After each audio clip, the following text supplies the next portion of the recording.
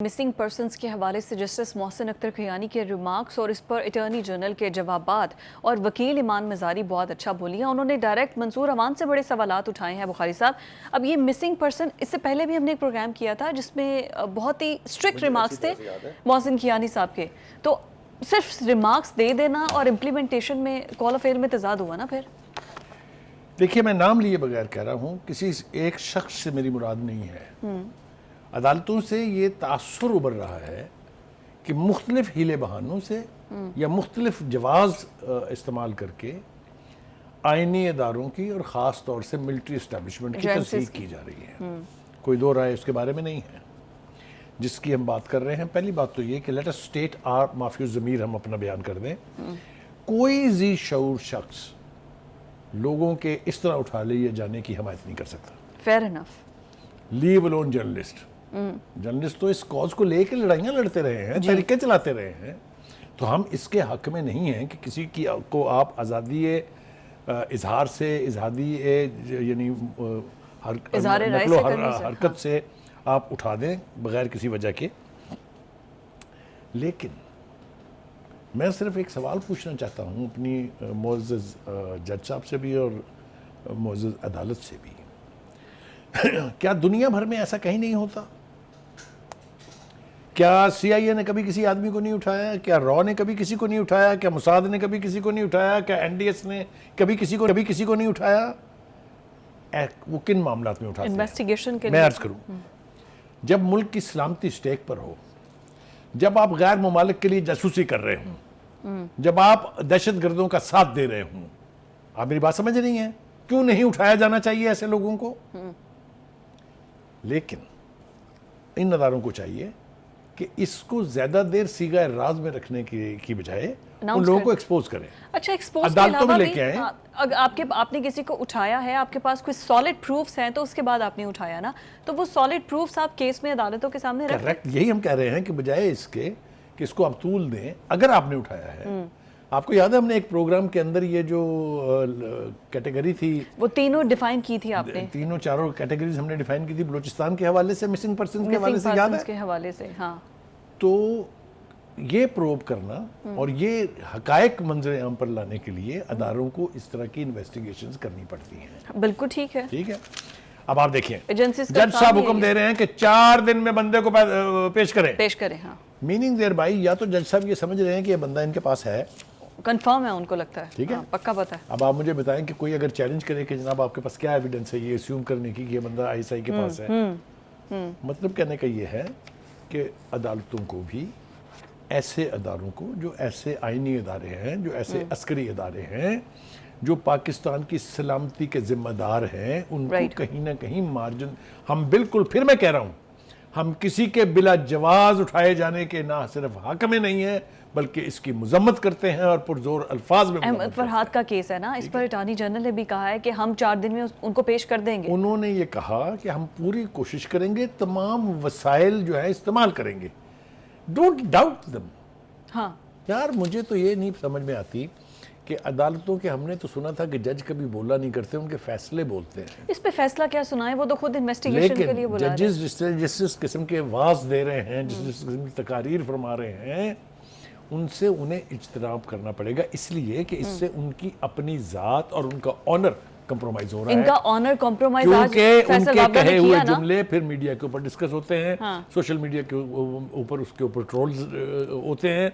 मैं इन्हीं जजों को याद दिलाऊं कि जो तासुर उभर रहा है कि शायद PTI के लिए उनके दिल में कुछ थोड़ा सॉफ्ट कॉर्नर है, क्योंकि रिलीफ पे रिलीफ मिले जा रहे हैं, केस पे केस उठा के फेंके जा रहे हैं। ये वही PTI है ना जिन्होंने जजों की तस्वीरें लगा के जूतियां बरसाई थी। ये वही, मैं क्या क्या याद दिलाऊं आपको। तो कहने का मतलब ये है कि अदालत के रवैये से इंसाफ छलकना चाहिए। बिल्कुल ठीक।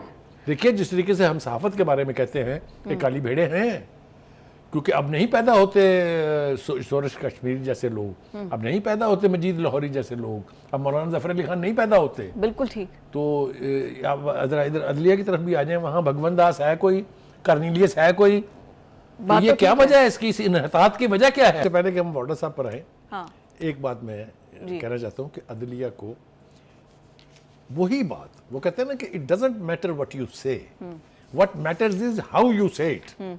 अगर इसमें से जलील करने का पहलू निकाल लें, यही बात डिसेंट तरीके से कही जा सकती है। आप ये कह सकते हैं कि जनाब वो हम मजबूर हो जाएंगे उनको बुलाने पर, उनसे जाके कहिए कि वो कोशिश करें पूरी यानी जिस तरह का वो लहजा इख्तियार किया जा रहा है वो ऐसे लग रहा है जैसे किसी और की दुश्मनी पूरी की जा रही है। ये तासुर नहीं होना चाहिए, इससे अदलिया अंडरमाइन होगी, कंप्रोमाइज होगी, जो कि हम किसी सूरत में चाहते हैं ना हम इसको सपोर्ट कर सकते हैं। वाडा साहब बोले हैं खूब। देखिए साहब, वाडा साहब ने आज दो अहम बातें की हैं। हाँ। उन्होंने कहा जी पहली बात तो ये बताएं कि इन जजों को ये इख्तियार किसने दिया है कि ये किसी की इंटेग्रिटी के बारे में जजमेंट पास करें बगैर किसी जवाब के। आपको पता है कि प्रॉक्सी कितना बुरा लफ्ज है? हाँ, प्रॉक्सी वर्ड। करूं तर्जुमा पंजाबी में? नहीं बिल्कुल नहीं। तो आपने प्रॉक्सी कह दिया बगैर किसी जवाब के। वो तो कह रहा है अदालत पार्लियामेंट यानी सेनेट में खड़े होके उसने तो डेस्क बजा बजा के कहा है कि लाइए जनाब कौन से सबूत हैं आपके मेरे प्रॉक्सी होने के। और फिर जो जवाबा गजल में उन्होंने हकायक पेश किए हैं जजेस के, आप मुझे बताइए कि ये किसी एक ऑनरेबल अदलिया के बारे में जब पार्लियामेंट के फ्लोर के ऊपर खड़े होके ये बातें की जाएंगी, ये बहुत अच्छी हैं। बिल्कुल ये जवाबा गजल है। मैं फिर आपसे कह रहा हूँ, वाडा साहब ने जो कुछ भी आज किया, मैं ये नहीं कह रहा हूँ कि वो 100% हम इसको एंडोर्स करते हैं। अब आप देखिए वो क्या कह रहे हैं। बहुत ज्यादा वो कहते हैं मैंने किसी की तजलील करने की कोशिश नहीं की जी। मैंने ये कहा कि अगर हम सियासतदानों की पगड़ियां उछलेंगी तो फिर जो हमारी उछालेंगे उनकी पगड़ियों का हम फुटबॉल बनाएंगे जी। अब अगर अदालत इसके ऊपर मोतरज़ है तो क्या ये अस्यूम कर लिया जाए कि वाडा साहब ने अदालत को ही कहा था? यही या बात अदालत को ये क्यों लगता है कि ये हमें एड्रेस किया गया है? यही बात तो वाडा साहब ने भी, यही तो पॉइंट ऑफ व्यू उनका भी है। दूसरी बात यह है कि वो कहता है मुझे आइन और यानी कानून जो है वो जज के मिसकंडक्ट पे बात करने का हक देती है। बिल्कुल ठीक है। You can criticise the judgement, you can criticise the conduct of the जज, उसके ऊपर पर्सनल ना हो आप। एग्जैक्टली हाँ, ठीक है। लेकिन पर्सनल कैरेक्टर असैसिनेशन दोनों साइड से, अगर जजेस की तरफ से या वाडा साहब की तरफ से है, यार उन्होंने तो एक बार प्रॉक्सी बोला है और उसके बाद उनको तो हीने दाल का नोटिस हो गया। आज उसने तो भाई कह दिया कि अगर मिसकंडक्ट पे बात करना जुर्म है तो मुझे फांसी लगा दे भाई, फांसी लगा दें उसको। तो कहने का मतलब ये है कि अदलिया के हवाले से ये बातें जब होने लग जाएंगी तो फिर इसकी इंटरप्रिटेशन भी होगी। मिसाल के तौर पे प्रॉक्सी कह के फौज के खिलाफ जिस नफरत का इजहार किया गया, मैं जिम्मेदारी से कह रहा हूँ, किसकी प्रॉक्सी भाई? पाकिस्तान की मसल्ह फौज की ना, ठीक है। तो वो इसका जवाब कौन देगा? ये सारे सवाल जो हैं ये उठेंगे। हम जानबूझ के तफसील अवॉइड कर रहे हैं, वरना वाडा साहब ने जो कुछ कहा है उसने कहा तस्लीम कर लिया चीफ सुप्रीम कोर्ट ने कि भुट्टो साहब को फांसी गलत दी गई थी। क्या फैसला किया आपने? जिन्होंने गलत की थी, फांसी दी थी, उन जजेस के बारे में क्या किया? चीफ जस्टिस साहब आपसे सवाल पूछा है उन्होंने, ठीक है। उसके बाद वो बहुत सारी और मिसालें देते हैं। मेरे ख्याल से यहाँ हम वो कहता है किसने ये हक दिया था जज साहब को कि वो किसी सियासतदान को सिसिलियन माफिया कहें जी? किसने ये हक दिया था कि वो एक जाली मफरूजे के ऊपर उनको घर भेज दें as a prime minister with 2/3 majority? उनके फैसलों पे तो उन्होंने क्वेश्चन मार्क उठा दिया। ये तो अब जब वो पेश होंगे, उन्होंने कहा भी है मैं चीफ जस्टिस के सामने पेश होऊंगा, तो फिर पता चलेगा कि इन दोनों का मुकालमा होता क्या। बट मुझे ऐसा लगता है शायद चीफ जस्टिस के आगे वो इस तरह से असेंबली के फ्लोर पे जो कुछ बोले हैं, चीफ जस्टिस का तो कह दिया कि वो एक शरीफ आदमी है।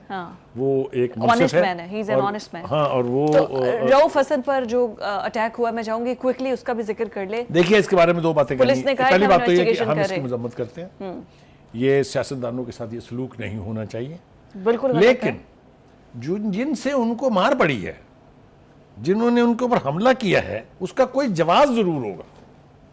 अब वो जवाब क्या, हम यहाँ बैठ के मैं डिस्कस करने लगूंगा तो बात फिर कहीं से कहीं चली जाएगी। मुझे ये बताएं क्या दुश्मनी है उनके साथ? भाई ख्वाजा सराउं की बात हो रही है ना, तो उन्होंने मारा क्यों मारा है? क्या ऐसा कह दिया रऊफ हसन साहब ने, या क्या ऐसा कर दिया उन्होंने जिसकी वजह से वो प्रवोक हुए और उन्होंने कानून अपने हाथ में ले लिया, ब्लेड मार दिया? यार खुदा के वास्ते आप देखें जरा। हो सकता है कि किसी के कहने पे किया हो, ऐसा भी दैट कुड बी पॉसिबल। कहने पे होगा, ये तो इन्वेस्टिगेशन होगी तो पता चलेगा। तो मेरा ख्याल से उस वक्त तक इंतजार करना चाहिए। शिबली फराज कह रहे थे ना कि आए असेंबली के फ्लोर पे हमारे इंटीरियर मिनिस्टर आके तो बताएं कि क्या नहीं, खैर वो तो investigation में चलिए था? देखिए, एक वाकया हुआ है, हाँ। अपोजिशन वहाँ पर बैठी हुई है, आपको पता है उनकी नुमाइंदगी है वहाँ पीटीआई की, पीटीआई के वो स्पोक्स पर्सन थे, तो मुझे इस पर कोई इतराज नहीं है। वो पार्लियामेंट अपने के अंदर, ऑफिस से बाहर निकले पार्लियामेंट और के उन पर अंदर attack इसकी हो गया। जवाबदेही होनी चाहिए। हमें उम्मीद है कि हमारे इंडियन मिनिस्टर साहब जो है वो यकीनी तौर इन्वेस्टिगेशन करा के जो सेनेट है उसकी तसल्ली और तशफ़ी के लिए पूरी इतलात जरूरी है। हाँ एग्जैक्टली, जरूरी भी है।